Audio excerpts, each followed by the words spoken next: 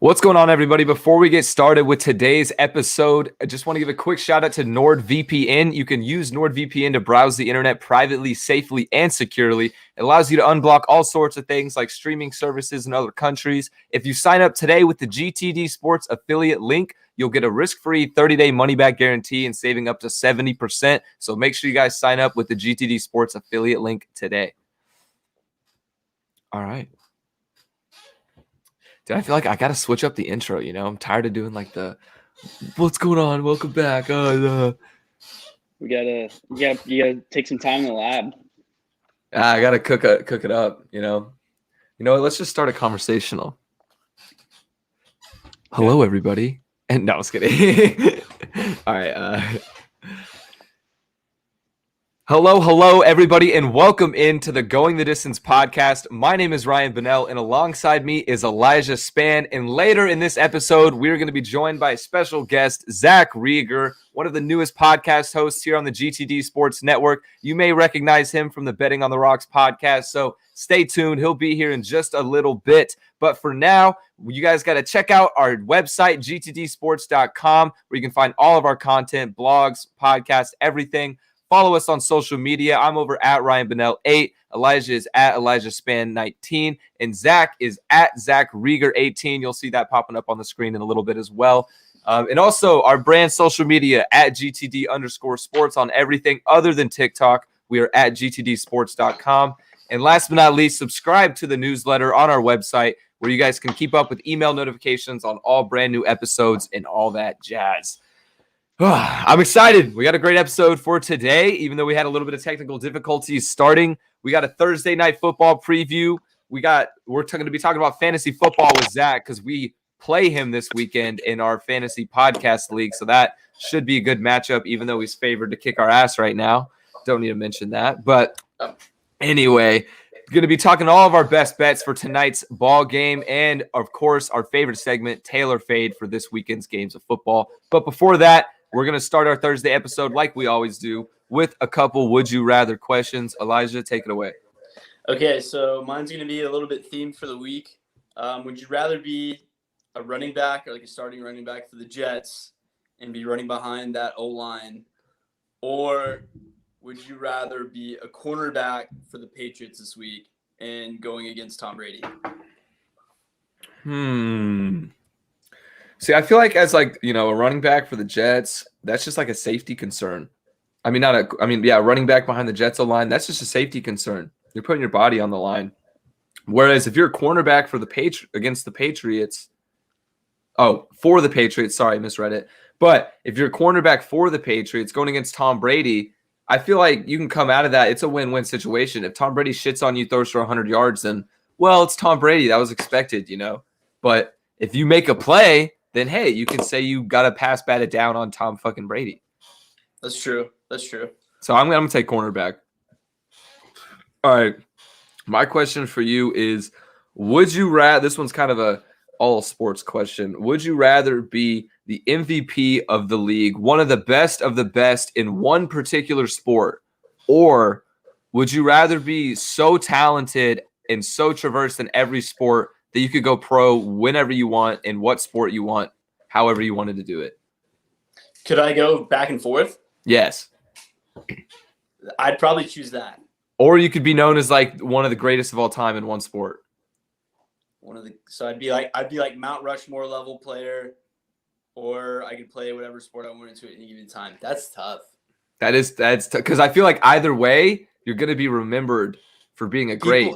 People love multi-sport athletes, bro. I mean, they do. You always talk about Dion and Bo Jackson, like multi-sport. In this situation, you'd be like the first, quadruple sport athlete. So I'd go hockey, basketball, baseball, and football, all four. Whatever you wanted, shit. I'd go soccer, Yeah, but then you'd have to go overseas, so you got to think logistics too. I'm taking the traverse. I'm going with the all sports, bounce around. That's what I was kind of thinking too. I might take the MVP though, just to I don't know. There's nothing like being the MVP. That's true. Then you would, yeah. I don't know. That's why I had that one. I kind of took that. I saw it on a question. It wasn't about sports. It was about something else, about like a friend group or something. And I turned it into sports. Yeah. Oh God, was that? Okay, no, the echo's gone. All right, we're good. I was about to say I was hearing myself. Yeah. Get that. Yeah, we're good. All right, moving on. No echoes, no technical difficulties. Fuck technology. Fuck computers. Anyways, football news. Fuck 7-year-old MacBooks. That's what we need to say. Yeah, hey, someone sponsor us out there, okay? This NordVPN money, it's not doing the job right now, bro. Come on, hook us up. Get a brother a laptop. Honestly, dude, I'll post my body for you for any brand. Let's go Manscaped, bro. Get Manscaped on there. We'll be their new trimmers. Anyway, maybe that crossed the line. On the internet for that. Oh God. All right. Anyway, there's a little bit of football news before we get into the main chunk of our episode. First things first, Elijah brought this up to me, is Brady versus Belichick. So I'm gonna hand this one over to you. Yeah, dude. So the weekend, Sunday Night Football. This probably is gonna go down as like one of the most watched regular season games of all time, because everyone is gonna watch this game. It's gonna be sick. We're gonna see the rivalry. But we're not going to see any beef on the field, though. Like, Tom Brady's really not that guy to, like, talk shit publicly. Like there's been a lot of guys around Brady, like, talking shit. Like, his dad was talking some shit in the news. His trainer, Alex Guerrero, like we talked about the other day, was we did. talking shit in the news. But none from Brady himself. He's either been, like, been putting it down. So he's probably going to say something about Bill, like, thanking him in the future.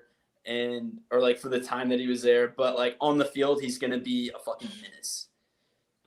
No, I feel like he's definitely gonna be, say the cheesy, stereotypical, nice things that you got to say as like an NFL quarterback and a, competitor. But I found it interesting too. There was one quote that ESPN posted from Seth Wickersham's book, "It's Better to Be Feared." It said, "Kraft sometimes groaned to confidants that Belichick didn't show Brady the respect he deserved. But he was in no rush for life after him. Brady, on the other hand, seemed ready for it. I don't want to play for Bill anymore," he told people close to him in 2017. Yeah. And that's interesting. In 2017, that's where that shit kind of came out, that there was some rumblings in the locker room. Remember that? With that same guy, Seth Wickersham, and everyone hammered the reporter for it, saying, like, "You're full of shit. You're posting all this lies. Like, how could they have this relationship when all they do is win, blah, blah, blah." Turns out 4 years later, he was completely right. Yeah. And another thing, too, that Kraft said in that book is that he called Belichick the biggest asshole in his life, which is like, I believe it, though. Yeah, I believe it. You have to be somewhat of an asshole to be a successful NFL coach. It's kind of like, I can't remember who the quote, I heard another quote that was talking about it with a different sports guy, where it was like, 364 days out of the year, you hated him, and he was the biggest asshole in, like, ever. And then on the 365th day, you were holding your ring. You know what I mean? Yeah, exactly. Like, Bill Belichick is definitely one of those guys. Yeah, I agree 100%. I'm excited for this matchup. I think the Bucs are probably going to shit on him just a tad, even though I kind of thought it was funny how we talked about Bill Belichick always eats rookie quarterbacks alive in their matchup with the Jets, how they tore Zach Wilson apart.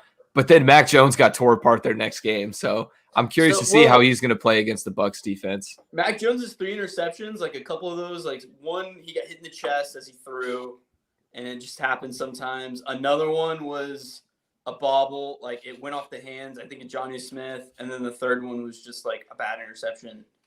So it's like, it's kind of like. Yeah, he hasn't looked that terrible. It just on paper, the stat line looked rough. Yeah, you're right. Now that we're talking about the Buccaneers too, I mean, Richard Sherman, that's a little bit of news too. Richard Sherman just signed 1-year deal with the Bucs, 33 years old. So my question for you is, do you think he can still be an impact player? Yeah. I agree. I think he's still going to come in and maybe not be one of the best, top 5 corners in the league. Cause I mean, they already have Carlton Davis, Antoine Winfield. They have a pretty good secondary. Yes, but I think he'll make an impact. He'll probably be like just a serviceable starting cornerback, which is really all they need to be good. Obviously his all pro days are behind him and shit like that, but yeah, like this is like definitely good for both sides because Richard Sherman definitely needs to come into a place like after what because did you see the video of him freaking out trying to get in Washington? No.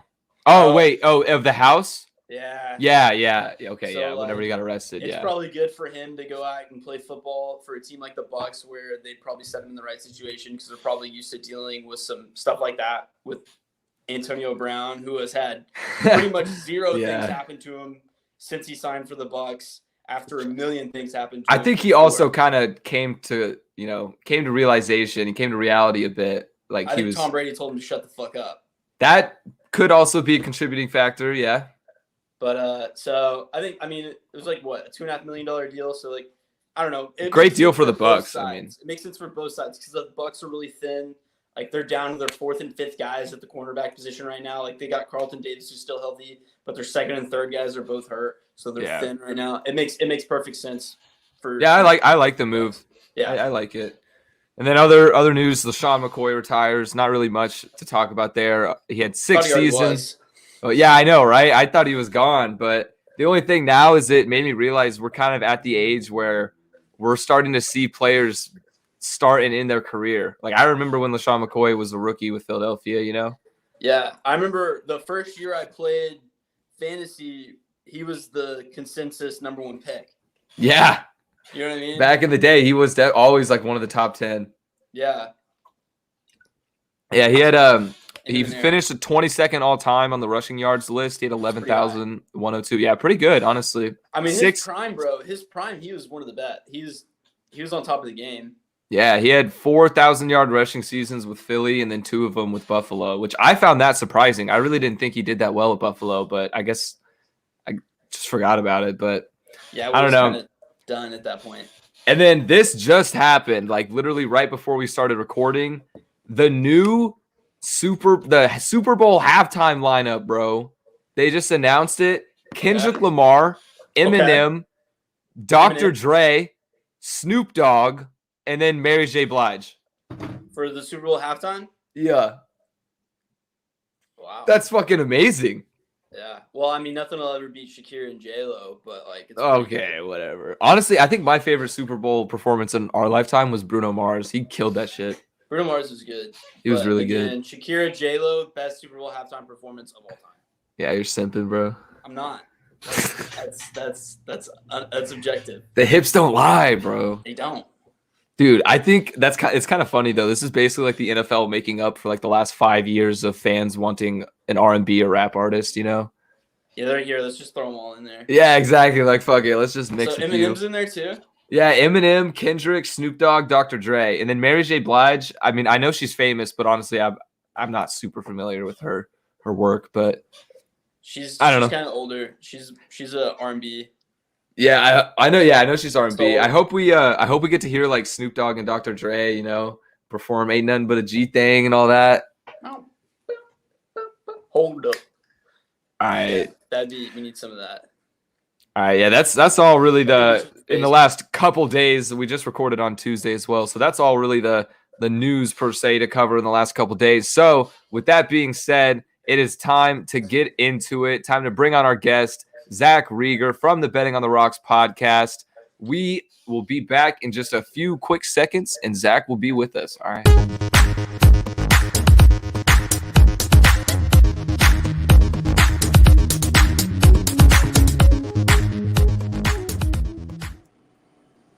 Oh, all right. Zack, are you with us?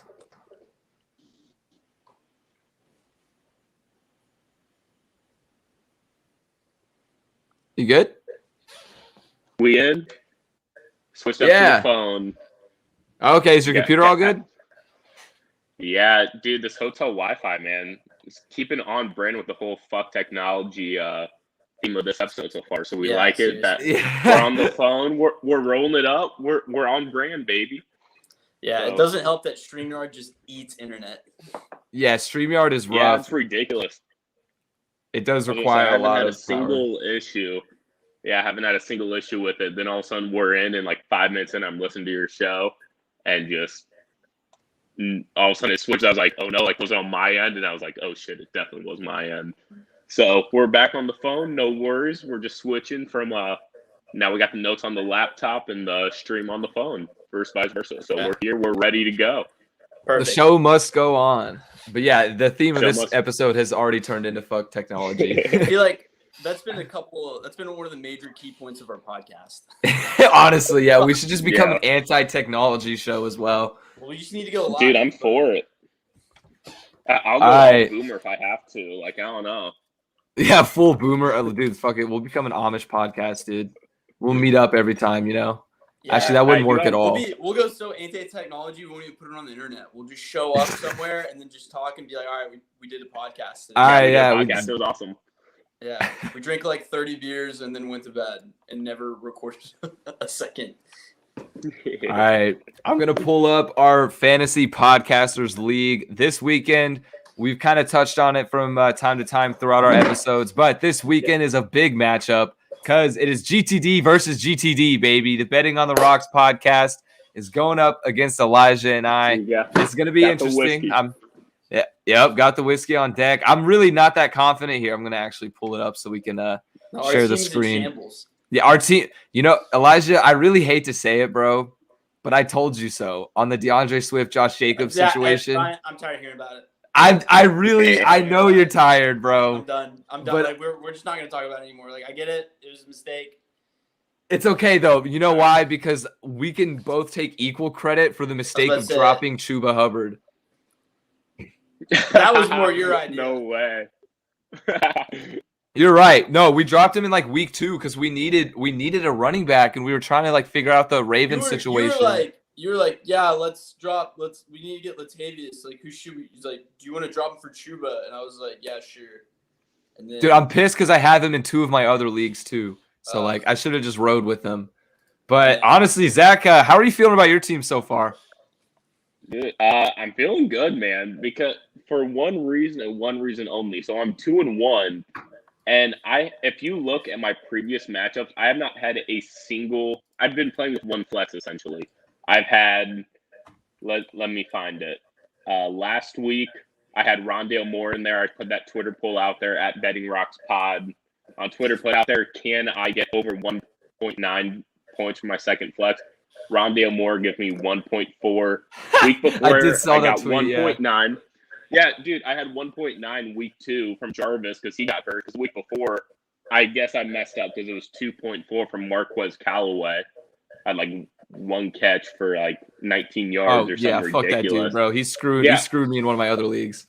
Yeah, so I had Callaway. Then I was like, okay, Jarvis, PPR monster. He's going to eat. He gets hurt first quarter. And then all of a sudden I go Rondale Moore. So being 2-1 with 0 production from my second flex, I feel pretty good. I feel good about this week. I have Chase Edmonds and I have Jacoby Myers. I low-key might put one of my like wide receiver ones. I might put Aaron Jones in my flex just to make sure that I get more than 1 point out of my flex. I'm almost at that level. So I was about to say your flex honestly is looking pretty good with Jacoby Myers. Jacoby Myers, 14 targets last week. Like him against Tampa, it's going to be, I think, a similar game script where Pat's going to be behind. They're going to have to throw the ball a lot, and Jacoby's the guy. I really think he is. So like him with Edmonds there in the flex. Feel confident, but I felt confident just about every week this week. So hoping to get some good production there. Yeah, I'm pretty nervous, not going to lie, because Zack Moss, though, I don't know why, but he's gone off the last 2 weeks. Zack Moss is awesome. I've been on the Zack Moss hype train for a minute now. Yeah. My first kind of gig in sports writing and stuff was for a Utah website, so I got really into Utah football for a minute there. Zack Moss, the leading rusher in Utah history, he's a power back, but you're starting to see it now this season. Utah's used him as a receiver a lot, which his body size doesn't really seem like a receiving running back. But he really has been, and now he's, gotten a few receptions in the game. He had a receiving touchdown last week. So you're really starting to see that now. So I love Zack Moss.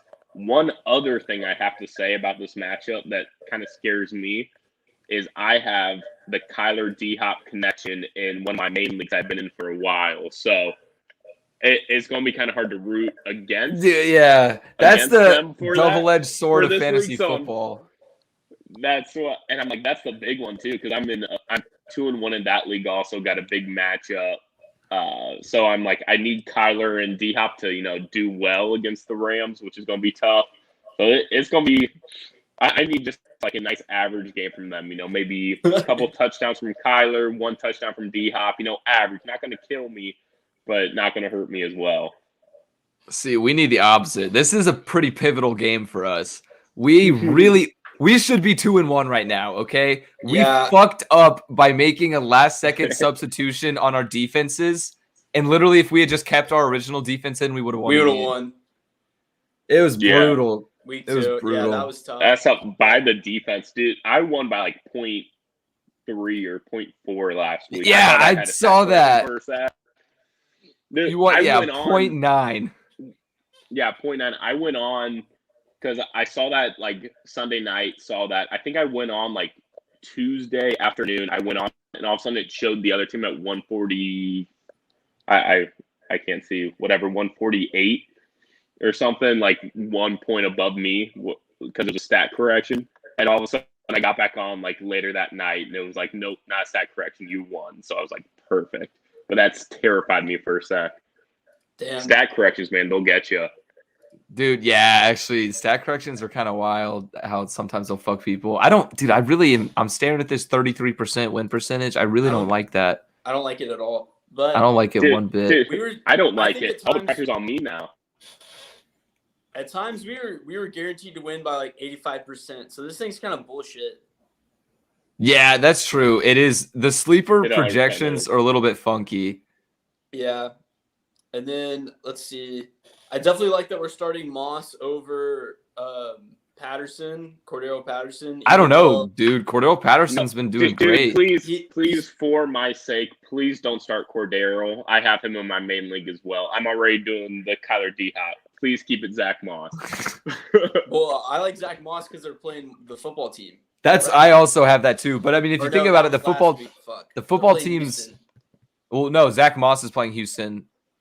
Cordero Patterson's playing the football team. Yeah. We might need to start Cordero over Corey Davis. See, that's what I'm thinking about too, but I don't know, bro, because Cordero's so unpredictable, I feel like. Well, he's had 2 good weeks in a row, and they're using him a lot more in the passing game than Mike Davis. And then also they are, yeah. The fucking dude, Zach Wilson is just not to be trusted right now. He's not doing anything for anyone whatsoever, except for unless you play against him as a defense. No, yeah, I wouldn't trust Zach Wilson at all. So we might need to do that, but we'll talk. Dude, we need Nick Chubb to do something, bro. We got 8 points last game. That's inexcusable. 84 yards though. He just didn't do anything else. Oh my, that's so annoying, bro. That's a Derrick Henry stat line. That's so annoying, man. God, dude, fantasy's been tough this year.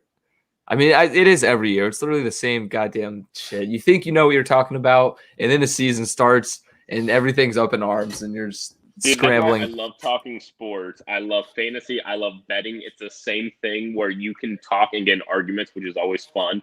But when it comes down to it, no one knows shit, and I love that. Like, exactly, yeah. Anything can happen, and we're arguing about who knows what, but literally no one knows shit, and I love that. Especially with like sports betting, yeah. Even the professionals can say all they want. The experts can make their picks all they want. Doesn't matter. Like, yeah, really the best of the best hit at 56%. The best of the best hit at 56%. That's slightly above half. Like that's telling. Because like when you bet spreads, especially, like you either get it wrong, or you get it right. Like there's no other. Exactly. Like, there's no other choices. So like you can get it wrong a lot. All right, well, it's going to be a good fantasy matchup. We will update everybody on social media with how that game goes, whether it's a shameful post or a prideful post from us or the Betting on the Rocks pod. Just be on the lookout for social media for that. Moving on now. I think it's going to be a lot closer. I think it will be closer than the projections have it. Yeah, but I don't know. I think it's going to be a lot closer. Looking at these matchups, I think I still got the slight favorite. But I think I should be more like minus 5.5 maybe versus minus 12. So we're putting betting spreads now on fantasy football. Hey, they're the ones that have the projected of me winning by 12. I think it should be more like 5.5, 6.5. So that's Dude, just honestly, me. that should be a thing. We should start like a fantasy league where we bet on every game. That'd be pretty. One time, me and my buddy put an over/under on our other friend's the birth of his child, like what day the baby would be born, and we spent the money getting him like a baby shower gift. But it was fun. Everybody chimed in on it. But anyway, moving on now. We're gonna talk a little bit more betting in just a second. But first, let's hit some contenders or pretenders. This is the first time we've done this kind of segment. We may be bringing this back in the future, depending on how things go. But we're going to be talking NFL and college football, just going through a few teams that are maybe on the seesaw one way or the other, whether people think they are contenders or pretenders. So first things up, let's start with the NFL. This is kind of an obvious seesaw team, in my opinion. They're 3-0, but nobody really expected them to be 3-0. The Las Vegas Raiders, how do you guys feel about them? Contender or pretender? All right, I have one quick question before we start. Is this contender like playoff contender or Super Bowl contender? Or just kind of Let's go playoff, because I think there's really only like 6 teams that are Super Bowl contenders, so I think it makes it a little bit more fair. Now let's go Super Bowl. I would say Super Bowl because some of these teams, I'd say pretty much all these teams are going to go to the playoffs. That's true, actually. The Raiders, I feel like the Raiders would be the only one. What was that? I was going to say, let's just give good descriptions because, that might be kind of tough. I don't know the teams, though, so.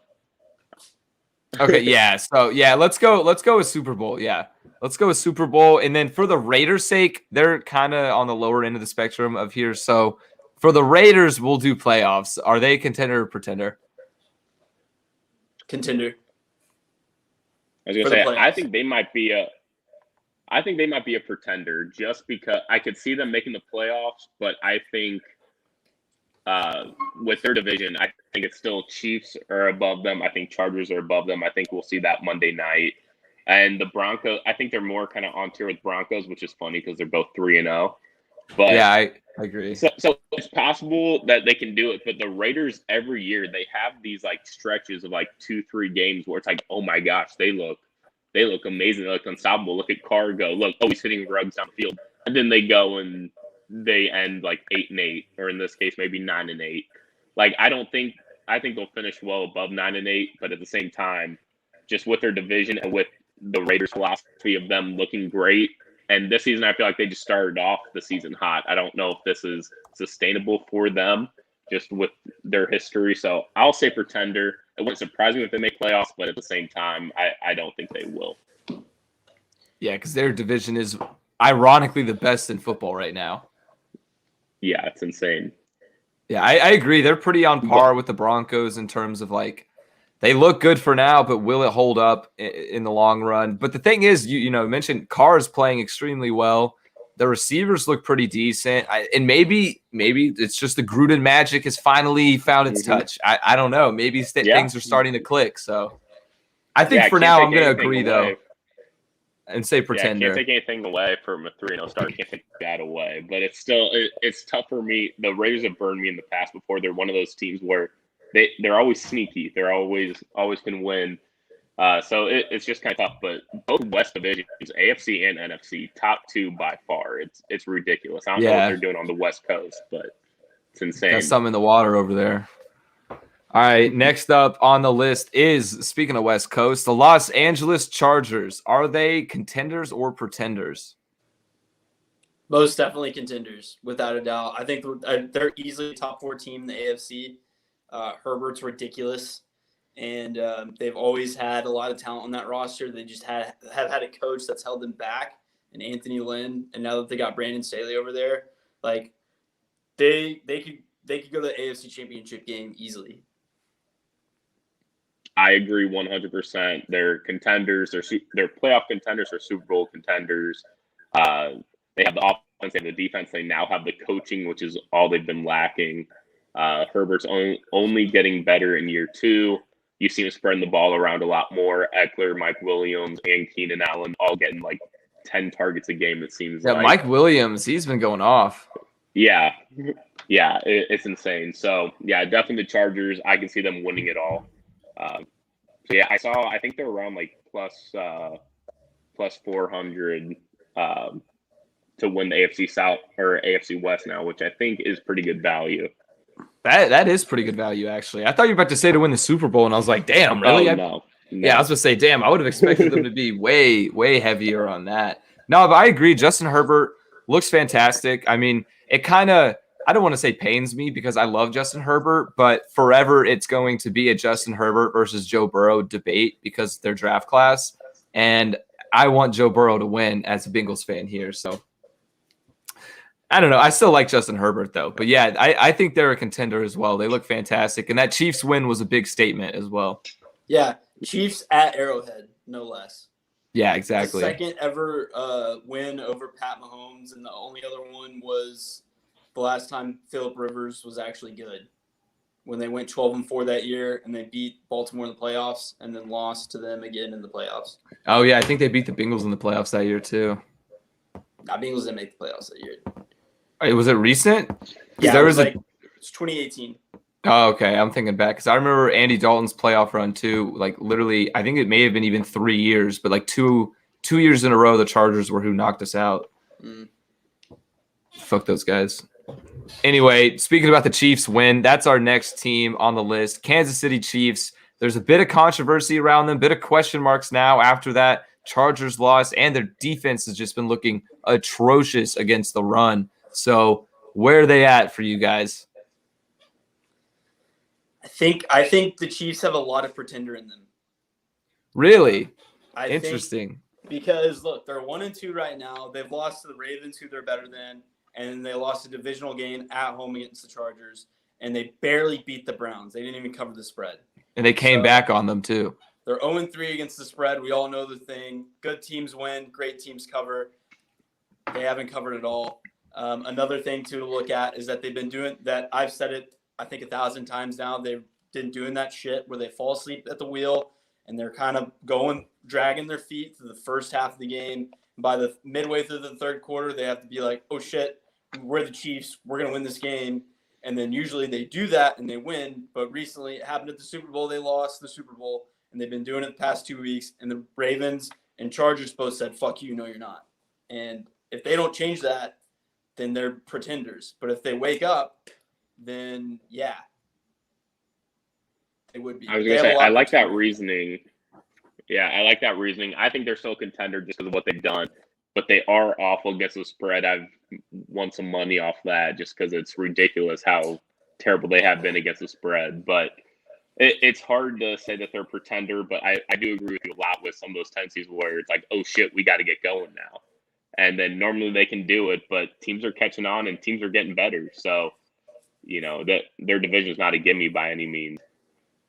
Yeah, and I wonder too how like Andy Reid's health concerns are going to affect the team throughout the season. Like maybe Andy might miss a couple games and stuff. I don't really know because like they said, what's the word I'm looking for? The not diagnosis, but like the conclusion was it was dehydration, right? That's what they came out and said. But I feel like Andy probably has a bit more going on than just dehydration. So there may be health concerns, and he may have to miss a few games that could affect things. But yeah, I don't know. I think people may be – I don't want to say they're figuring out Mahomes because I think Mahomes is still going to be good no matter what. But yeah, you make a good point. Teams are getting better. They're figuring out what the Chiefs are doing.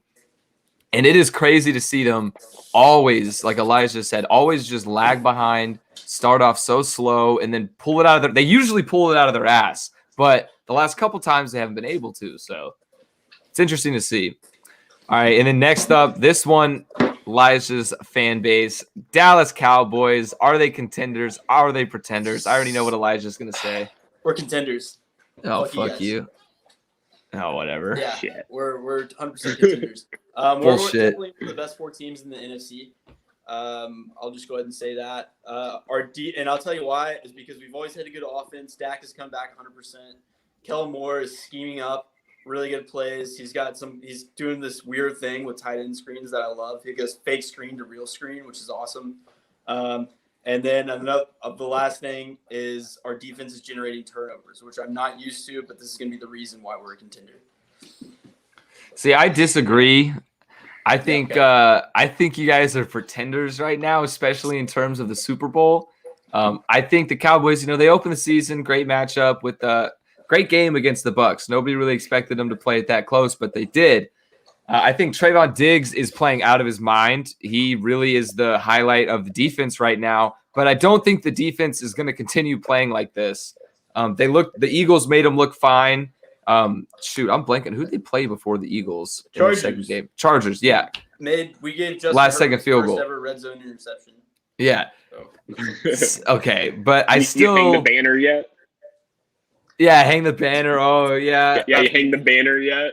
It's being painted right now.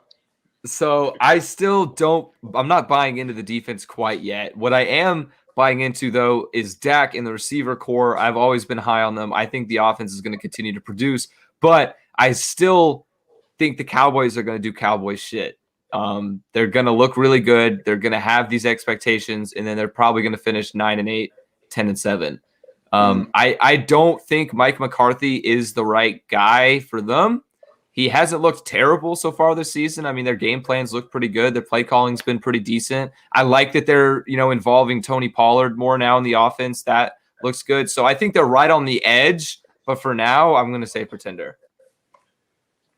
I hate to say it, but I think they are contender. I don't think they'll win it all, but I hate it. Every inch of me, I hate it. But dude, it's their defense. Like, their defense is actually like stopping people, and that dates back to Washington. That dates back to the Chargers. Like, they're slowing people down in their offense. It's hard to say. I don't think they win it all because there's a lot better teams, and as much as I hate it, it's good for the NFL if they are good, and it's good for me if they lose when it matters more. So if they lose in the NFC Championship, that's just going to make me even happier than if they didn't make the playoffs. So that's how I got to look at it, because I do think they are contenders. See, the only thing, though, is whenever they lose, though, then especially me, because I'm from the DFW area, I have to deal with the whole onslaught of Cowboy fan fucking drama on social media and everything. Oh, you poor thing. And it's not just Trayvon Diggs on the defense. Like, Micah Parsons has showed out already in the first couple games, and Jalen Smith has been playing a little bit better. Van Der Esch has been healthy, which has been his only knock, and then a couple of our other guys that we picked up in the secondary have been serviceable. So it's we're a very average defense right now, which is what we've been saying for a long time. If we just have an average defense paired with our offense, we'll be a really good team. So that's what we have right now. See, I'm still just not ready to buy into it long term. I don't know. I maybe it's just because I'm a Cowboys hater. We'll see, but I could be wrong. I think they're just right on the edge again. I think they're right on the edge. This Panthers game will be really telling. It will, yes. I think this will be a big game because it'll also be really telling for the Panthers too, as to whether they can actually fucking compete or if they just had an easy 3 games. It looked good against the Saints. Next team. Oh, yeah, that does lead into the next team. Carolina Panthers. All right. How we feeling? I think that they're pretenders. I think that they've definitely improved without a doubt. But in terms of being a real threat deep into the playoffs, no. They might get a playoff berth, which would be a huge dub for that franchise. Yeah, I agree. But Sam Darnold's been better. But everyone's saying Sam Darnold's been better. But he really hasn't been that much better. He's still doing a lot of Sam Darnold shit. You saw that against the Texans. It's just that he's in such a much better roster, and the fact that Matt Rule is actually a pretty good head coach. Yeah, it was weird because watching that Thursday night game, it was you watched him. He looked okay. He looks like the epitome of average. Looked okay. Ended with a over 300-yard stat line. So it's wow, that's better than okay. So I think they are Super Bowl pretenders, but I think they're playoff contenders 100%. Because I think they're actually a good team. Matt Rule is an awesome coach. He's one of the coaches, one of the hires last season where I, wasn't a big fan of, didn't truly understand, didn't know much about the guy, but wasn't a huge fan of the hire. And last year he was constantly in the games with the Panthers with what he had. I don't remember the exact stat, but they lost a ton of one-score games. They were in a bunch of games they shouldn't have been with their roster. So they're just only getting better. So I love Matt Rule as a coach. And for that, I could see them getting to the playoffs. So I like the Panthers a lot this year. But yeah, they're not Super Bowl contenders quite yet. Yeah, no. Matt Rule's kick ass. Like when he won a lot of games at Temple, and then he went to Baylor, and he literally, like Ryan can say this too, he rose up Baylor from the ashes and turned it into a New Year's Six Bowl. Yeah, I was very, very happy when he left to the Panthers because it meant that he was leaving Baylor, who went back to being bad, who was our TCU's biggest rivals, went back to being bad after he left. So, like, I love that he's in the NFL now, and I love that he's still doing good because it means he's not going back to Baylor. Yeah, I agree exactly with what Zach said. They're Super Bowl pretenders, but playoff contenders. I think they do have a legitimate chance of making the playoffs this year. And long-term grand scheme of things in the next few years, I think they'll be a lot better. You know, we may be seeing not necessarily a 15-1 Panthers like the Cam Newton era, but, you know, a couple playoff wins, a threat per se. I do love Matt Rule as a head coach, which doesn't necessarily pain me to say it because he was only at Baylor for one full season, right? Or was it 2 years? I'm not sure. 2 years. Yeah, he was in and out. Yeah, he was in and out. But so he's not necessarily a Baylor blue blood whatsoever, so I can have some fanship towards him. But yeah, I like the Panthers. Next up, Cardinals. Are they contenders or pretenders? They're another 3-0 team right now. I think that they're pretenders, and for the sole fact that Cliff Kingsbury is their head coach. I do not believe in Cliff Kingsbury. The guy had a losing record with Patrick Mahomes in college as his quarterback, which is just ridiculous. Yeah. And also, do you have any sacks? Like, that defense was that big question mark. Give me sacks Chandler Jones has had since that week 1 game where he had 5. 0. So it might have just been a 1-week fluke where they just came out on top. Kind of like how the Steelers, that's coming out that the Steelers were really just preparing to beat the shit out of the Bills for like 6 months, and that's why they came out on top against the Bills. Might have been that little bit same situation where Arizona was really just focused on stopping Tennessee week 1, and then after that, I mean, because they had a game where they gave up 30-plus points to Minnesota, and then they were down against Jacksonville, yeah. In a game midway through the third quarter until Jacksonville remembered that they're the worst franchise ever and took a shit. So, yeah, they're pretenders in my book. Yeah. Every ounce of me wants to say they're a contender, but, I mean, Elijah hit it right on the head with his first statement. It's the fact that Cliff is their coach. Like, they have the talent. I think their defense, Chandler Jones might not have had the sack since he had week 1, but their defense, I think, has still looked a lot better, a lot more improved than last season. So I think that's huge for them. I think they're still a playoff team, and I have their over 9 wins as one of my future bets. So I still like the team, but yeah, as a Super Bowl contender, not when Cliff is the head coach there. Hey, your over under future bets looking pretty good after these last couple of games. They've squeaked out the W's. But yeah, I agree. I don't really have much more to add on it. I think Cliff Kingsbury is it's going to be their kryptonite long term. But I want to say they're contenders as well because I love Kyler Murray, love DeAndre Hopkins, what they have going on the offense. It's just I don't know, Cliff, man, fucking Cliff. But that brings us to our last NFL team. It is the New Orleans Saints with Jameis Winston. Are they contenders or pretenders?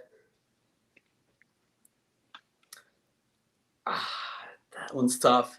I'm going to go. I'll jump in then if you guys are thinking about it. I can jump in too. Yeah, I'll go ahead. I think they're contenders. I mean, I think Jameis looks revitalized. I think the Saints, even though they lost Drew Brees, it's not like they're a completely different team from whenever they were a playoff deep caliber-esque team. So I think Jameis looks better. He's had a few mistakes here and there for sure because, I mean, it's Jameis. What do you expect? But I think he fits in this offense. He's going to have some success with Sean Payton. I think they need to figure out their receiver situation and have a clear number 1 before Michael Thomas gets back so that they can have a 1-2 punch when that happens. If Michael Thomas ever comes back, who knows? But, yeah, I think they're contenders. I think that and it hurts me to say this, but I think they are pretenders because, for one, their best playmaker, Alvin Kamara, has not really been showing out that much. He's done all right. He had that one bad game in week 2. But it's still. And then Jameis, he had that really good week 1, and then he had that week 2 where we saw a lot of old Jameis. Yeah, that was the game that kind of scared me about Jameis. Yeah. And then week 3, who did they play last week? The Pats, and they just really took advantage. They looked good against the Pats. They look good. They look good again. It's really hard to see. What I want to see is I'm still kind of holding out, and this is a pretenders with an asterisk, is I want to see if and when Michael Thomas comes back, how much better does that offense look? If that offense improves a lot, then hell yeah. But if it's kind of like so-so, then I really don't think so. I think, it's all on the shoulders of Jameis. Yeah, it really is. Yeah. I was going to say, I side more with Ryan just in the fact I think they are contenders. I think what we saw in weeks 1 and 3 is a lot more telling than what we saw in week 2. Just Sean Payton's a great coach. I think Jameis is the guy, at least for now. He's been very efficient, which we don't really see a lot from Jameis, so he's kind of adjusting. We're seeing LASIK Jameis here, so I like the Saints. I think they're contenders. You're never going to go in and play the Saints, and you're not going to see the Saints on your schedule and be like, oh, here's a win. So I think they're even in the playoffs, even regular season. So I like the Saints a lot as contenders. Yeah, as long as Sean Payton is living and breathing, you will never enter that ball game thinking it's an easy win. Yeah, that's for sure. So, all right, that's all we got for the NFL. Those were kind of the main teams on the teeter-totter back and forth. But moving on now to college football. First one is Iowa. Currently a top 5 team. Their defense has been ruthless.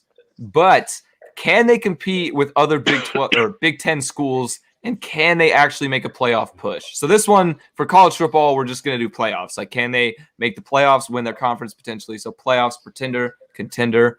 First one is Iowa. What do y'all think? They're a contender for sure. Interesting. They made a really good Iowa State. They embarrassed a really good Iowa State team.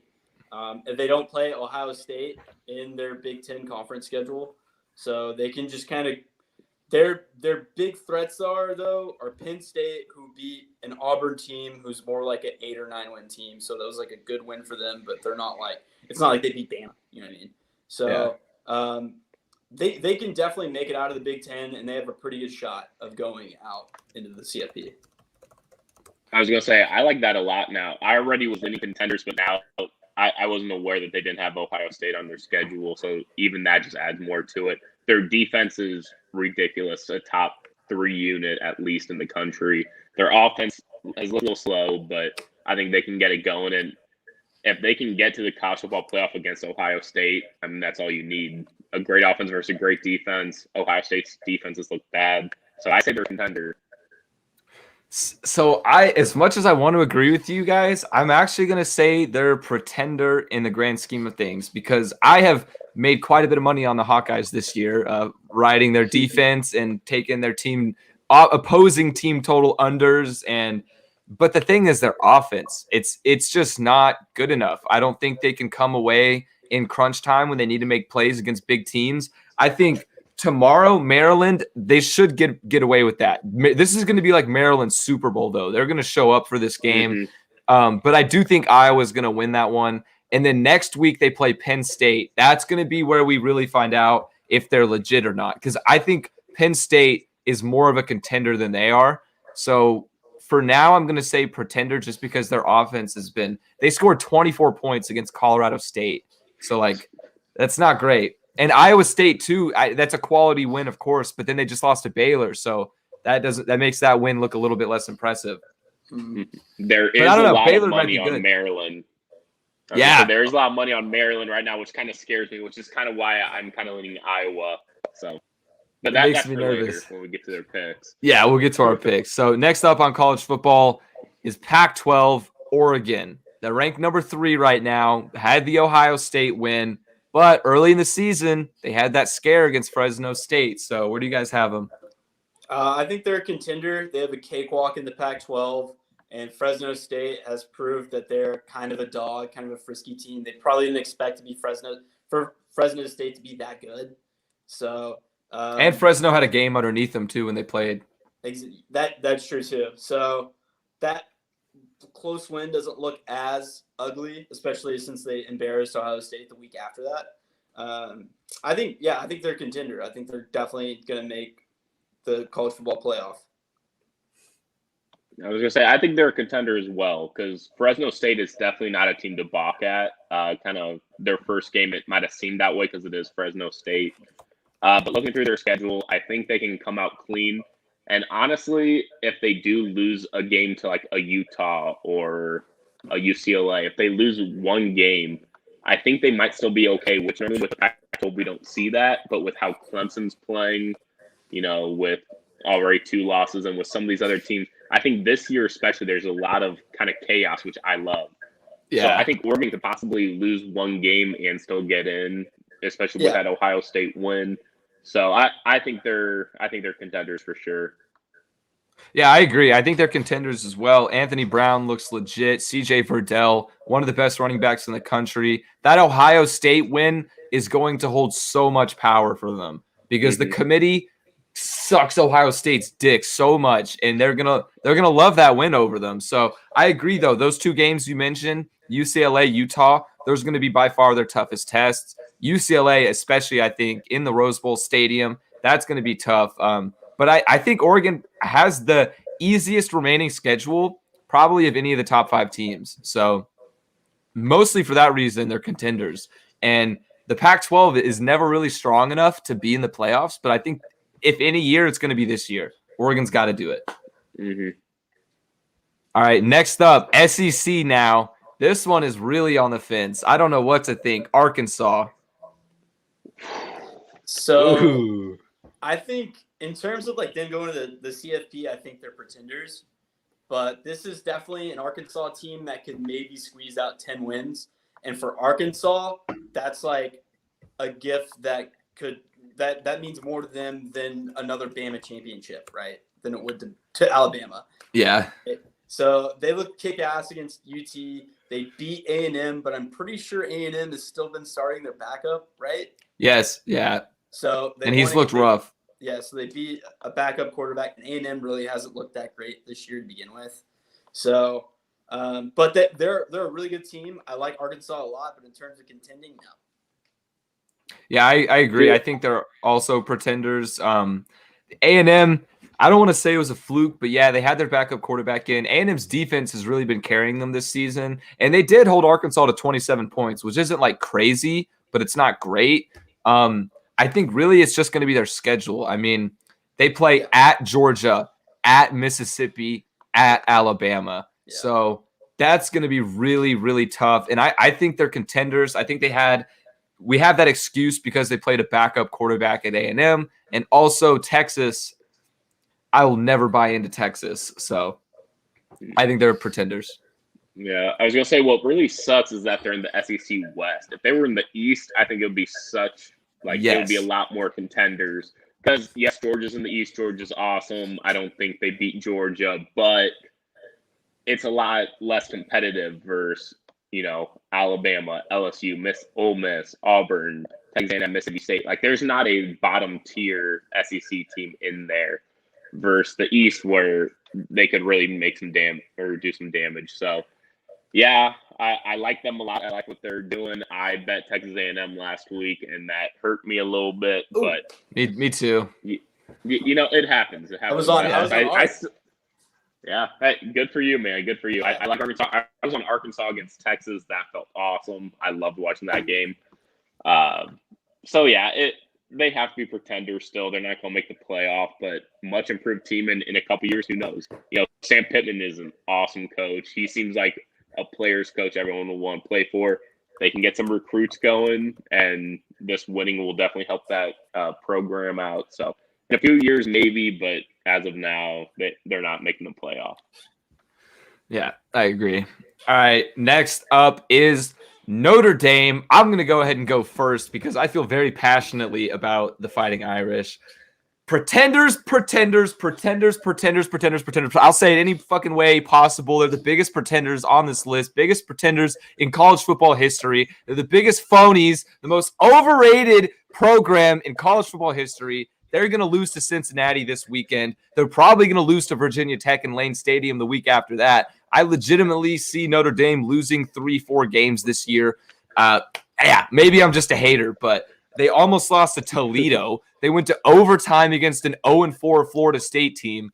what more can I say? I mean, they're pretenders. Sorry, that was a little bit of a rant, but no, I was gonna say I love it. When you came in with that much confidence, that much energy, I was like, okay, we're going to get into a huge argument, or I'm gonna agree and love this guy even more. And I love it. I agree 100%. Pretenders. I love once we get to our bets again, they'll preview. Love Cincy. I think they win outright. I think they win. I think they cover. Notre Dame. They're just the game against Wisconsin. Wisconsin.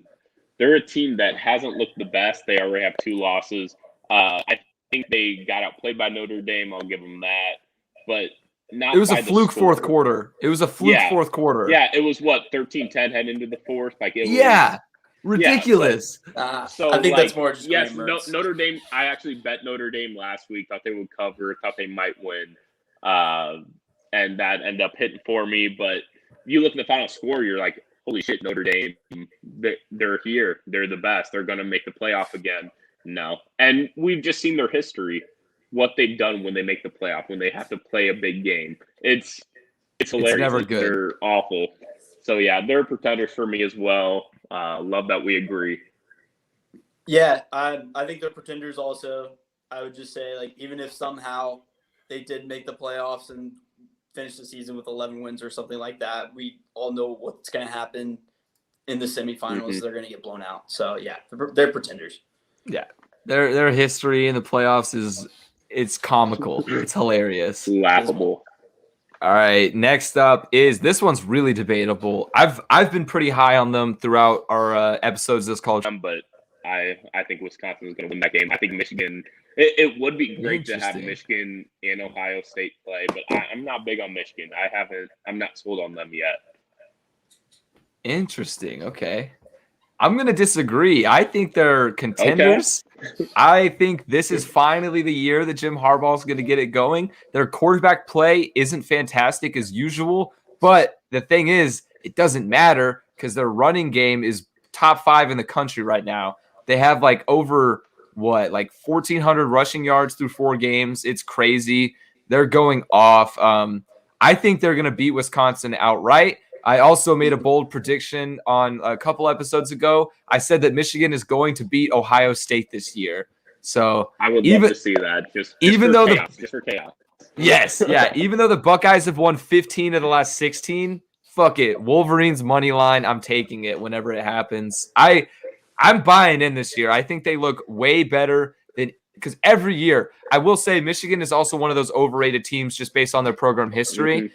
So they do get a little bit overcorrected in the AP Top 25, but I think of any year they've climbed the rankings at the beginning of the season, then they usually fall. I think this is the year they can hold it. They can stay there. So I'm going to say contender. I was going to say just one thing. If I had $1 for every time someone said that this is the year Jim Harbaugh does it, I'd be a rich man. Let me tell you. You're right. You're right, though. The fact you started off with that, I just had to mention that. Just had to. I think they're pretenders. If you look at their schedule, they face a really good Michigan State team this year. They're going to go against Penn State and Ohio State. I think it's very realistic that they can lose 2 out of 3 of those games. And they probably will because that's what Jim Harbaugh's done. The best he's ever done is 10 wins. And it's the thing, they're big games.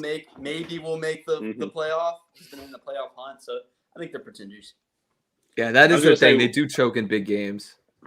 Yeah, another interesting thing, I'm very excited to watch that Michigan State game because I'm not necessarily sold on Michigan State as well. I kind of have them in Michigan. I'm like, I'm just not sold on either of them. So I think that's going to be a really telling game.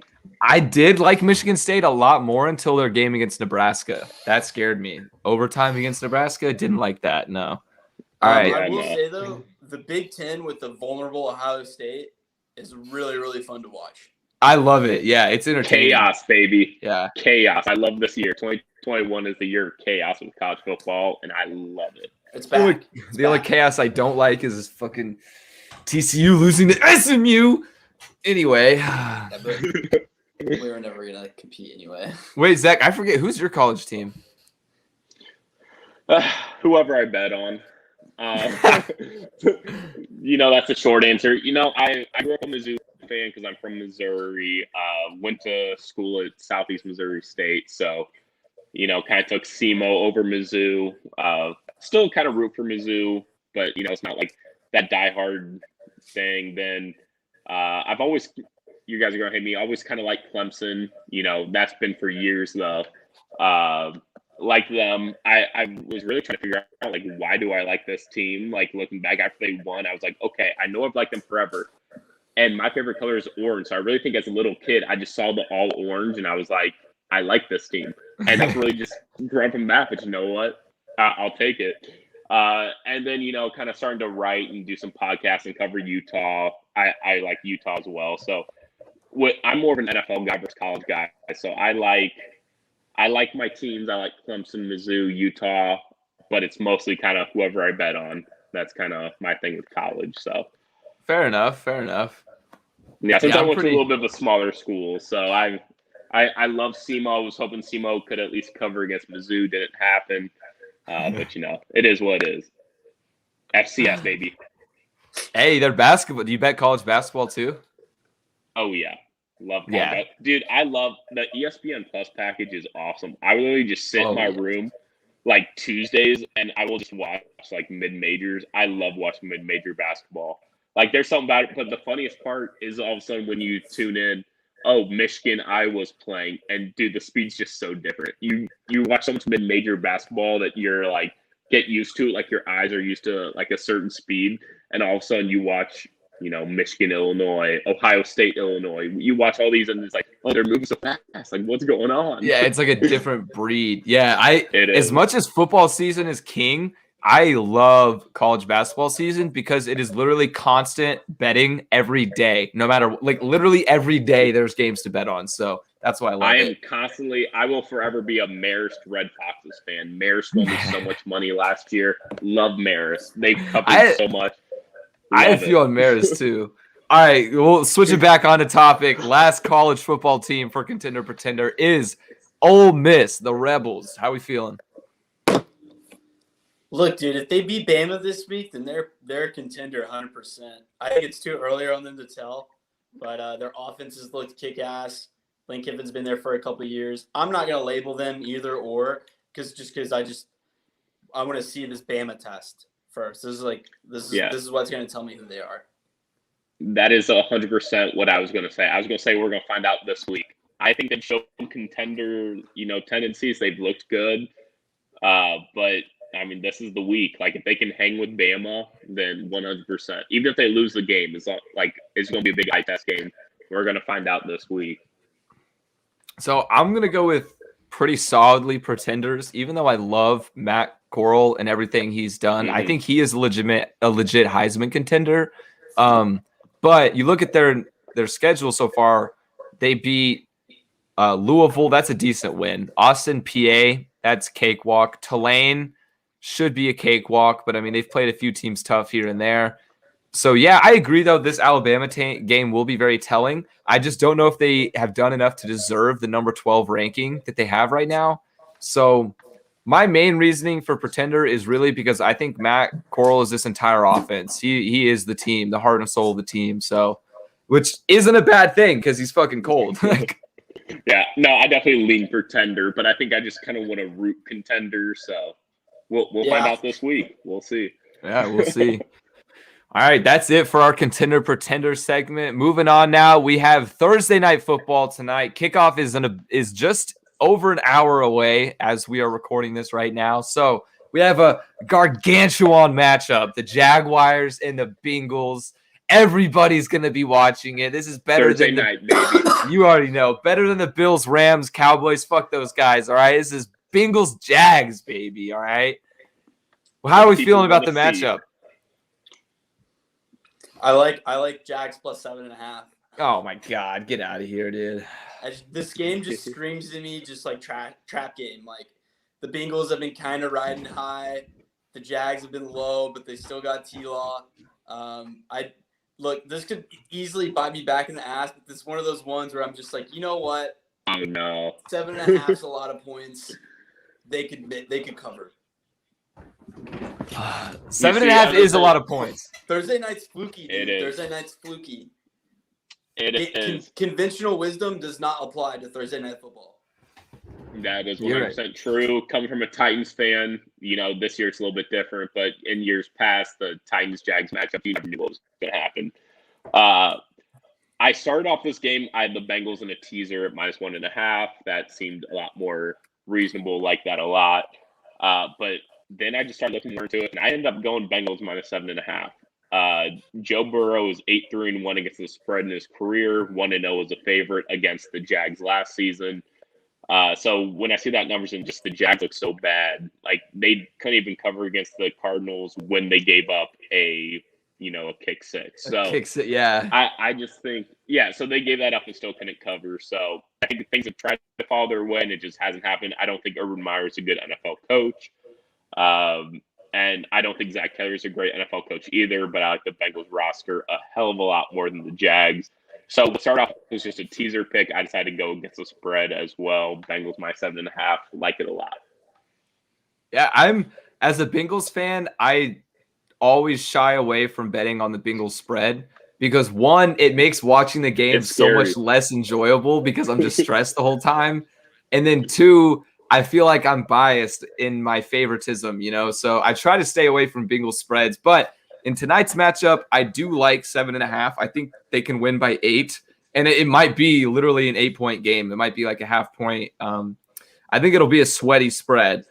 But overall, I don't know. I'm liking how the Bengals are looking really so far with Joe Burrow. I like those numbers you brought up too. Also, the Jags are 5-8 all time on Thursday Night Football. Bengals are 8-7, even though they had a rough run with Andy Dalton on prime time. But Joey B, man, he's the sexy quarterback. He's the Hollywood guy. He's gonna show up for prime time. I'm ready for it. I'm hyped. Oh, my question, this is what I was forgetting for a second about the Jags. It may be a little bit too early to bring this up, but is Trevor Lawrence a bust? No. I don't know if he's a bust. I don't think so. It's just the Jags organization is so bad. I don't think Urban Meyer is a great NFL coach. He has decent weapons. He's looked okay.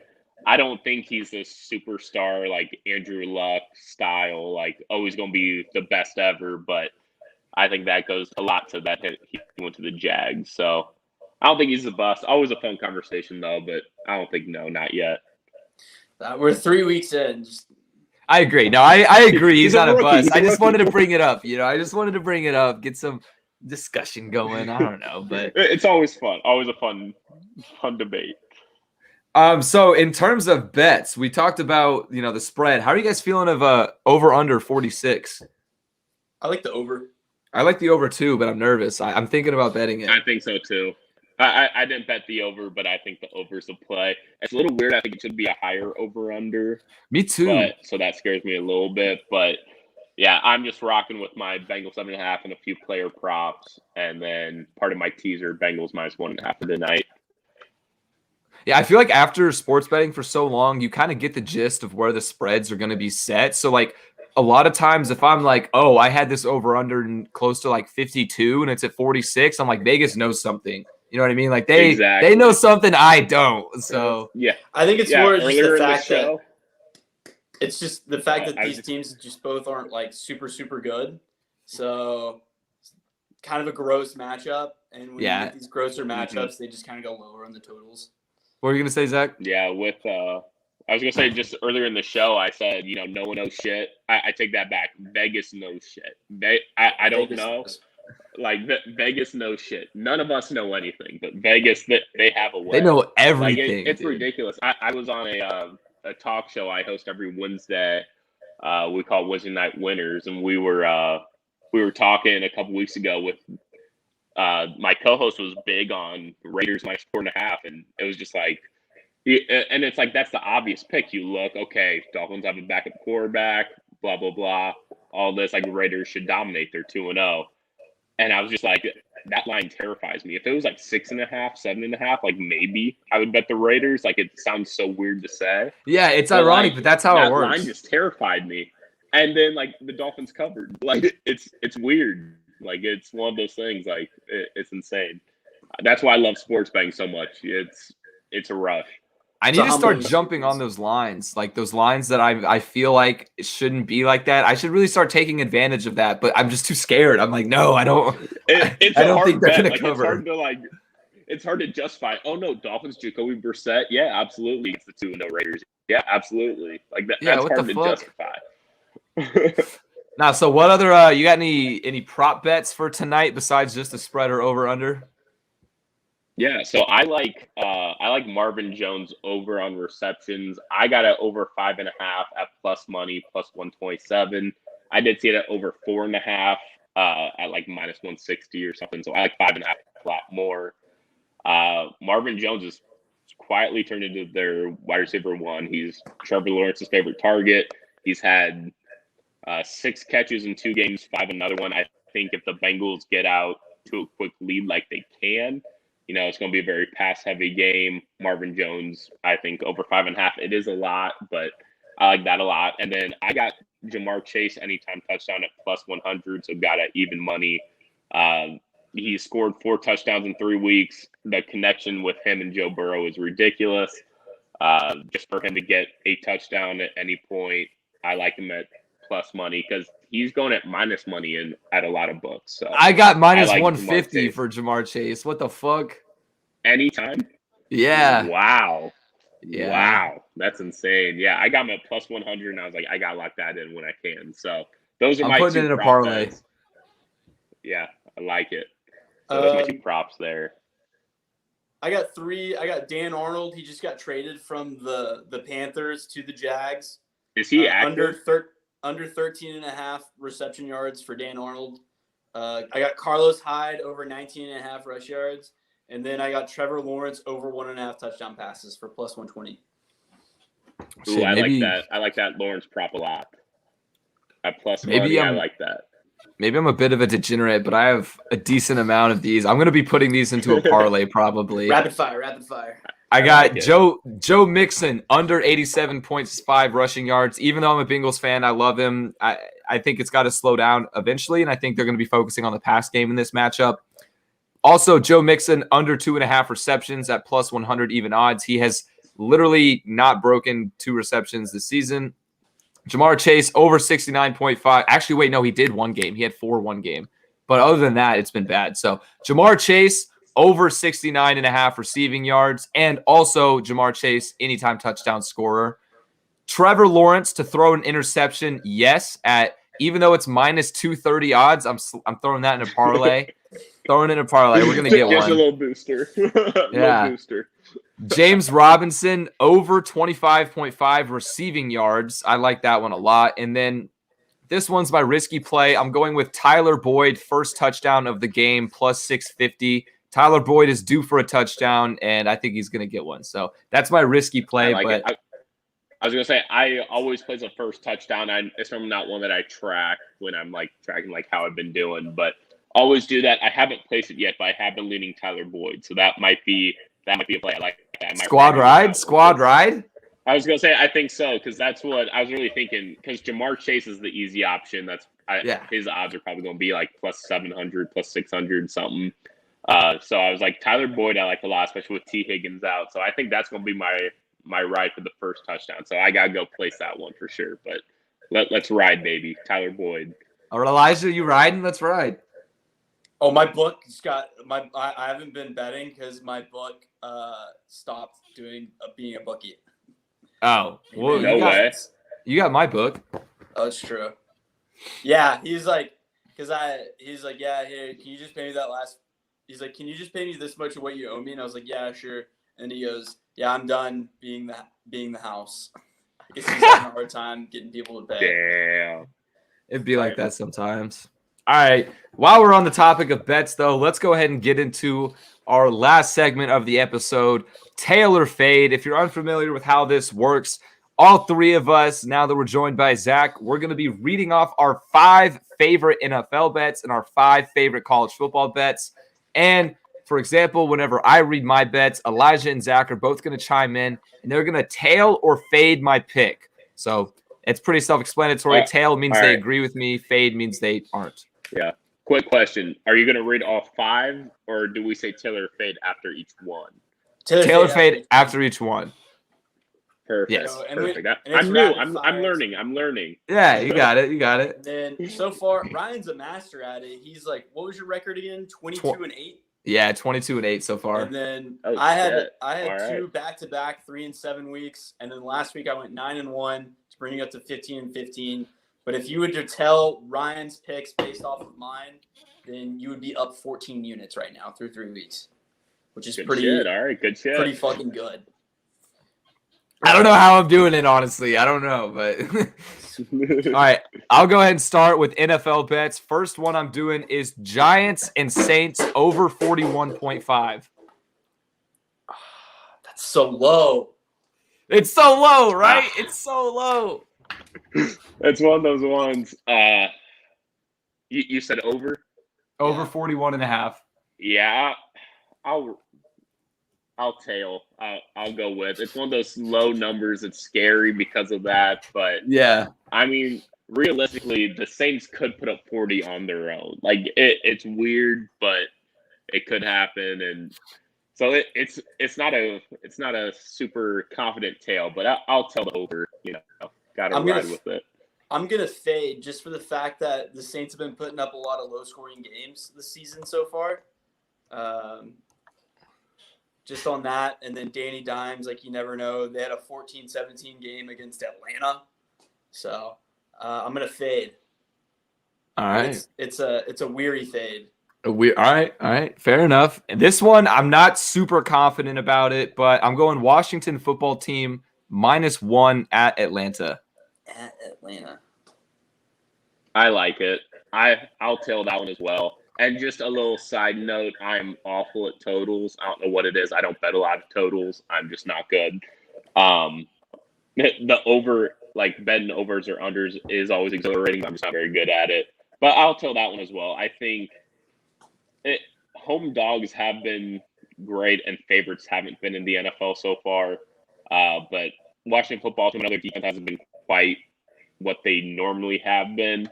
Especially dating back to last year. But I think they'll be good. I think they can. That's pretty much that's a tiny spread. That means they win the game.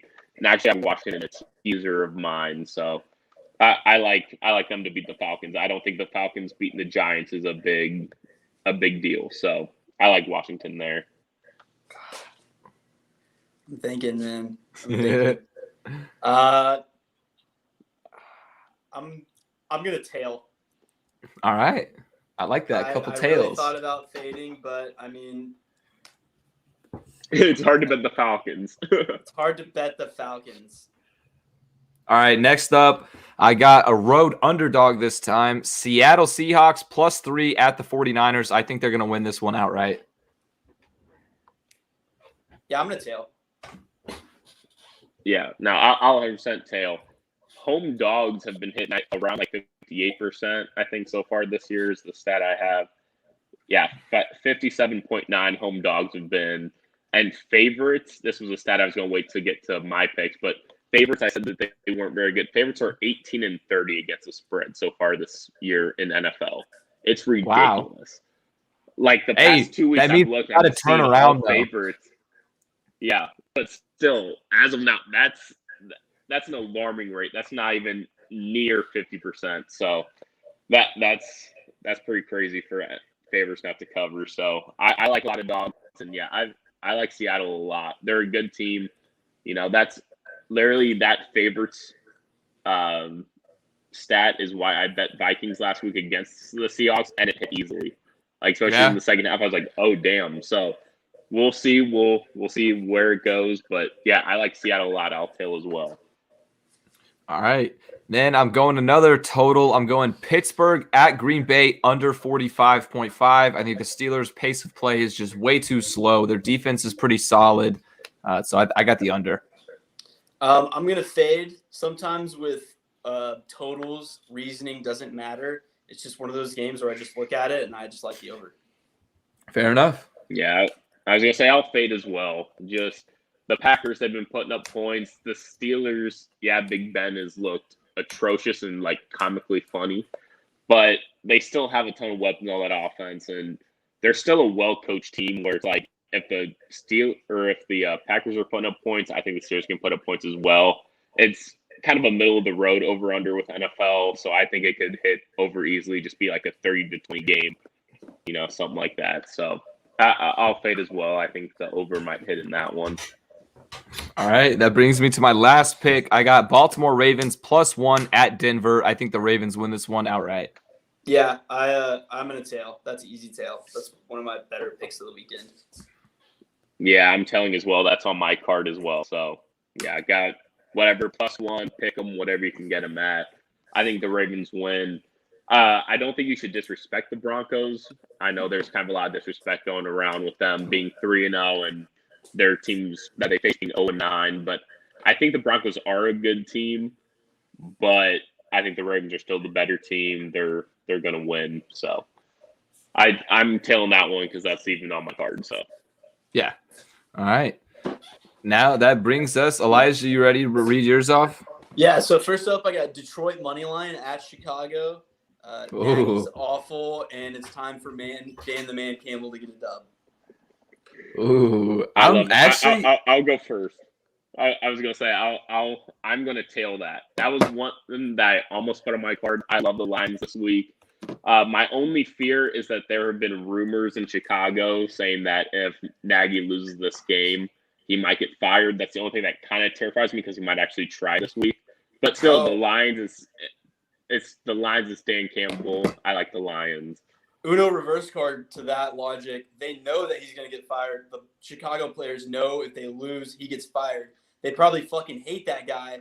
Get his ass out. Oh, they 100% hate that guy. I love it. Like I said, I'm with you on the pick. Just had to throw that in there with the rumors. So love the Lions. Dan Campbell is a great coach. He's going to be a great coach. He's going to be in games he shouldn't be in.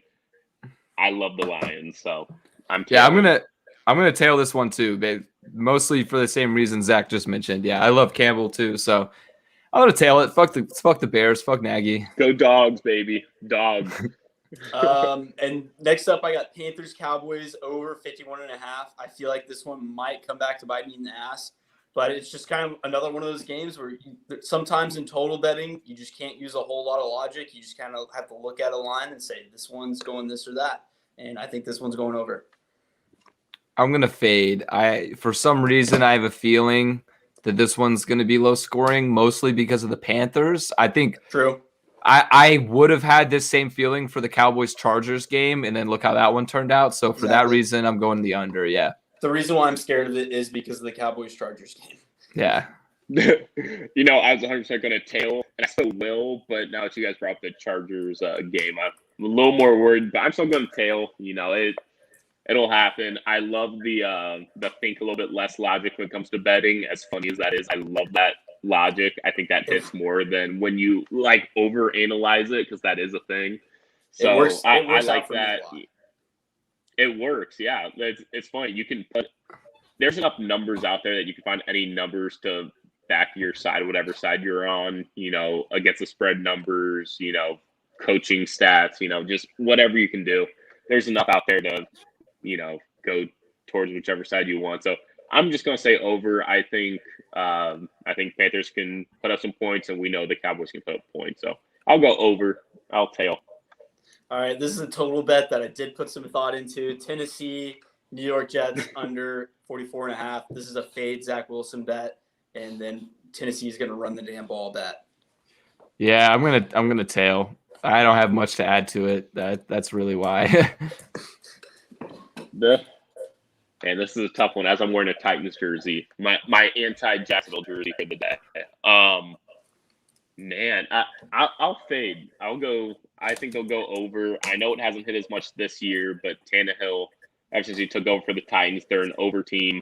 It's a very low over/under. It is tough with the Jets offense, but the Titans defense also is not very great. So that they can put up some points too. So I'll fade. That's not one I feel great about, but I'll fade and go with the over. Okay. Next one, this is going to be the game to watch, Sunday Night Football. Tampa Bay, -6.5 at New England. Tom Brady's coming out for blood. The only thing that I would be concerned about this bet is that Bill Belichick knows Tom Brady better than anyone else in the league, so maybe he can stop him, but I think Brady's just going to overcome that. Yeah, I'm gonna tail this one. I am a little bit nervous with the 6.5 number, but New England really didn't look great in their last outing against the Saints. So yeah, I'm gonna tail. This is a tough one and one I haven't placed a bet on yet. And just for the show, I'll say fade. Who knows if I'll actually fade there or not, but I'm going to say fade just because literally everyone and their mama is on Tampa Bay. So I'll just for a fade the public pick, I'll go New England. I'll go with the home dogs there, even though I don't feel great about it. I might not even put a play on this, but just for the sake of the show, I'll fade. Okay. And then last one, this is my mortal lock of the week. Chiefs minus 6.5 in Philly. This is going to be an angry Chiefs team. I don't know what to do with this one. I really don't know what to do with this one. 3 in a row that are tough for me. Man. I was going to say, I'll tail you with that. I think. Yeah, I'll tail as well. Yeah, one of the best expressions you can say is they're so due, and the Chiefs are due to cover. So I'll go Chiefs. I think they're going to be mad. I think the Eagles are awful. So yeah, I'll tail on that. All right, Zach, up to your picks now. All right. Well, I kind of have the answer for the first one, and I kind of gave some of my reasoning already. First one, Bengals minus 7.5. I know, Elijah, you're fading. Ryan, what's your thought? I'm gonna tail. Yeah, I'm gonna fade. All right. Yeah. All right. Sweet. I have a teaser that I'll mention later after these because you took my Ravens pick. So Saints minus 7.5. I said it earlier. Faves of minus 6 or more are hitting at 56%. I don't think the Giants the Falcons just beat the Giants. So the Giants are just not a good team. I don't see them competing. I think the Saints are contenders. I think they're much more what we said in week 1 and 3, first week 2. I like the Saints a lot at home against the Giants. So Taylor fade. I'm actually gonna fade that one. I think this is a trap game, and I think Vegas wants the Giants to cover. So I'm gonna. What fade. Is it? That's fair. Minus 7.5. Oh fuck. Dude, I know. I think one of it's those a trap ones, game. I like it. Yeah, I'm gonna tail. I was gonna say I feel like more trap lines are more 3.5 or 7.5, but there are a decent amount of 7.5 trap. So can't hit on that. Then one I kind of mentioned earlier, Vikings +2. Like it a lot. Faves of minus 2.5 or less are 1 and 5 to start this season. So with the Browns being -2, and they're also home dogs. So I just like the Vikings as well. I'm running back with them. I had the same logic with Vikings minus or +2. I think they were doing the same. +2, +2.5 against the Seahawks last week.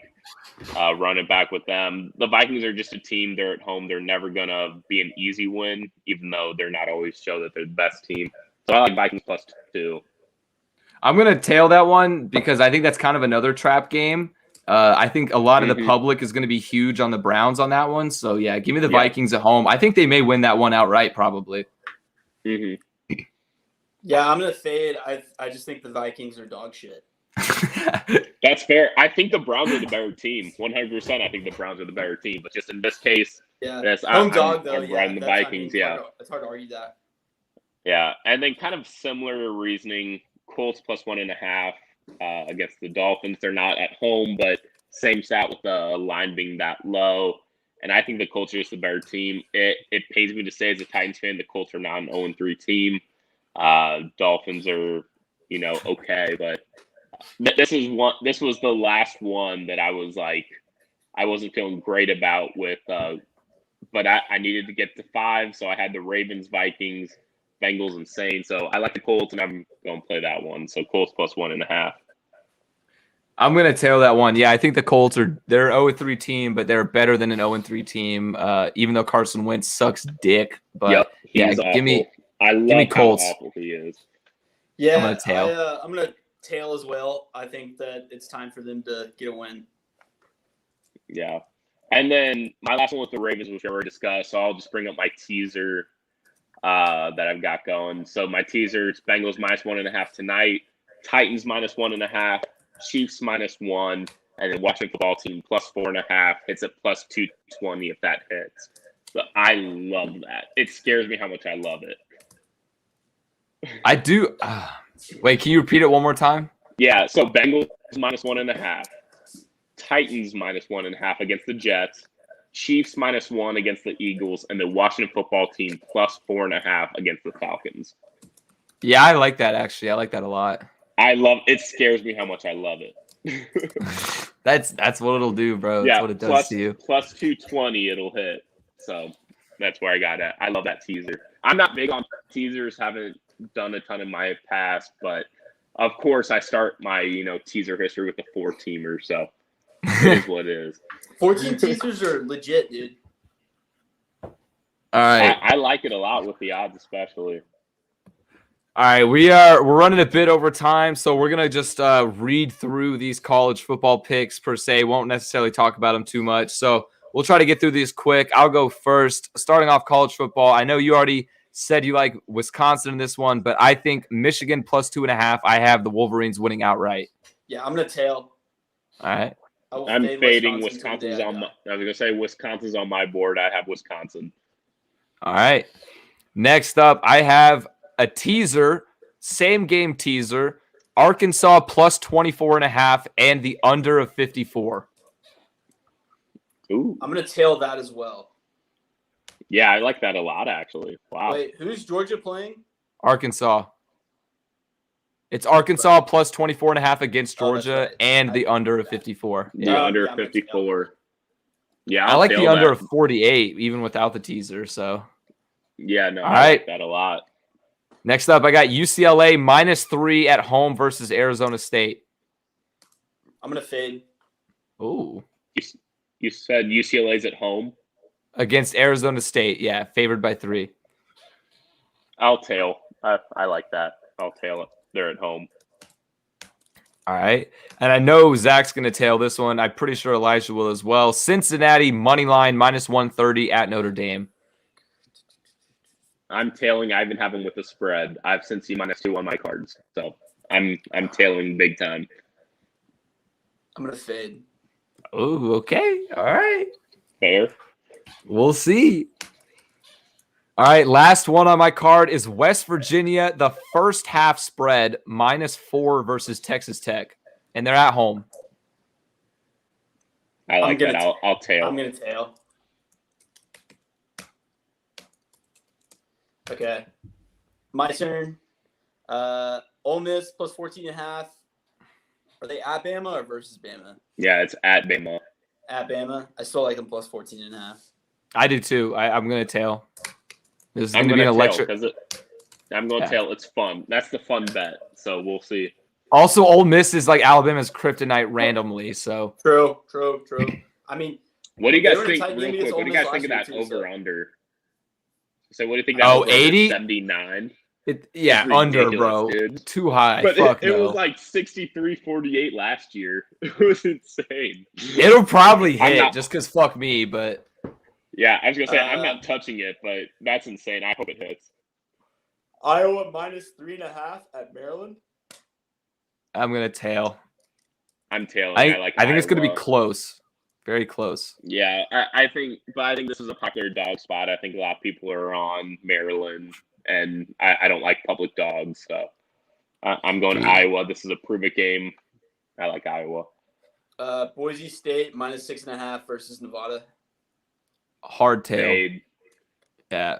Fade. Or fuck. Wait. Oh no, I said tail. I meant hard fade. Shit. Hard fade. Yeah. I was gonna say I'll give my reasoning when I give my picks, but I'll fade. Okay. Yeah. Carson Strong is really good. Boise State's looked a little shaky this year, so that's my main thing. Liberty plus 1.5 at UAB. Love that tail. Love Liberty. Also love it. Yep, tail. They lost to Syracuse. That was a little bit of a rough game, but Syracuse looks way better than everybody thought they would this season. Definitely. Yeah. They're running back in the Heisman contention now. Last but not least, I get Houston plus 4.5 at Tulsa. Fade. I think Tulsa is going to cover. I think this is a trap game for Vegas. Tulsa's played their games tough. Even though they're 1-2, they've played tough. I'll tail. I'll go with Houston. Tulsa's had their big games already. This is a tough one. This is probably a non-play for me, but I'll tail Houston. Man, tough one. All right, Zach, let's round it out with your college football bets. All right, Wisconsin -2. We already talked about. Love Memphis -11. They're playing Temple. Temple is not good. Memphis is. I like that. Yeah, I'll tail that. Memphis -11. Yeah, I'll tail. I was gonna say I started kind of getting my reasons. I was like, oh, I can't really do that. Cincy -2. Love that. I think I talked about it earlier. I'm not sure, but Cincy I love. Yeah, definitely tailing that one. Notre Dame's fucking phonies. And dude, Desmond Ridder he's cold. Yeah. Desmond Ritter's legit. They're coming off a bye. They're well rested. They're ready to go. This is their Super Bowl. This is the biggest game in school history. And the Bearcats put up points in bunches, and I don't think Notre Dame's offense can compete. Yeah, I'm gonna heavily bet that one. Yeah, so I like Cincy a lot. Nevada +6.5. I love them. I'm probably going to sprinkle Moneyline. I think Carson Strong is awesome. Nevada's been a good team. Beat Cal. Played tough with K-State. It was 17-17 heading into the fourth quarter, even though the fourth quarter kind of got away from them. Yeah, it was a lot closer than the scoreboard. Yeah, I feel like Boise State's a good team, but I think they're mostly going off name value at this point. So I just think Nevada's a better team. I think they could win. I think they're 100% going to cover. And then this last one, since we already kind of talked about that, UTSA, University of Texas, San Antonio, -20.5. The Roadrunners, baby. They're 4-0 against the spread. The people's champion. You got to root for the Roadrunners. They're playing UNLV. I know 20.5 is a lot for them, but they're at home. They're playing UNLV, who is just absolutely awful. 0-10 against the spread in their last 10. They're so bad. Give me UTSA. Okay. I'm nervous to tail that one because it's a huge spread, but I do like the Roadrunners the right. I like the people's champ brought up. It's the fun bet. Let's see. I think I wrote down in my notes here. Yeah, if you can't root for Roadrunners, like you just hate fun. Like honestly, fuck it. I'll tail it. I'll tail it. They're the fucking Roadrunners. Like -20.5. They're 4-0 against the spread. 6-0 dating back to last season. Plus, they've always been bad. They're good. Yeah, and it's just they're playing UNLV. It's at home, so I like the Roadrunners there. So that rounds out my top college plays as well. So. All right, we'll tally after the weekend. We'll tally these up and be sure to update everybody how our Taylor Fade session this week went. But for now, that is going to do it for this week's episode. Huge shout out. Really appreciate Zach for coming on to the episode. This was one of our best episodes probably in a while. Love the chemistry we have going. Be sure to check out Betting on the Rocks podcast. He's over on Twitter.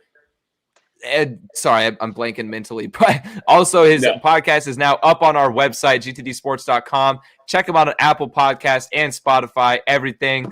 Great content there. So thanks again to Zach for coming on. We'll be back again on Tuesday at 8 o'clock for another live episode. It's crazy to think we're already 42 episodes deep, but we're killing it now. Football season, we're in the full swing of things. I'm excited, yeah. So hopefully we'll have Zach back on in the future as well. Yeah, thanks for having me on, guys. This has been a lot of fun. I'm currently in a hotel room for work, so need something to do on my Thursday night before the game. So this has been a lot of fun. Like I said, I'm excited to be a part of the GTD network. At Betting Rocks Pod is my podcast Twitter handle. That's where I put all my plays, and my personal one at Zachary18. That's where I kind of have the reactions and the fun tweets. So very excited. I'm going to be starting next Monday. We'll be back to live shows just with me. So please tune in on the GTD Sports Network on the YouTube. Like I said, thank you so much for having me on. I'm excited to be a part of this network and to come back on for some later episodes. This was great. Yeah, hell yeah. Like you said, remember, watch on YouTube, Twitch, everything, GTD. Zach will be live this Monday for the Betting on the Rocks podcast. And he's going to lose in fantasy football. All right, Elijah, any last comments, Elijah? We're done. All right. I'll round it out. We'll see you guys on Tuesday. Thanks for listening.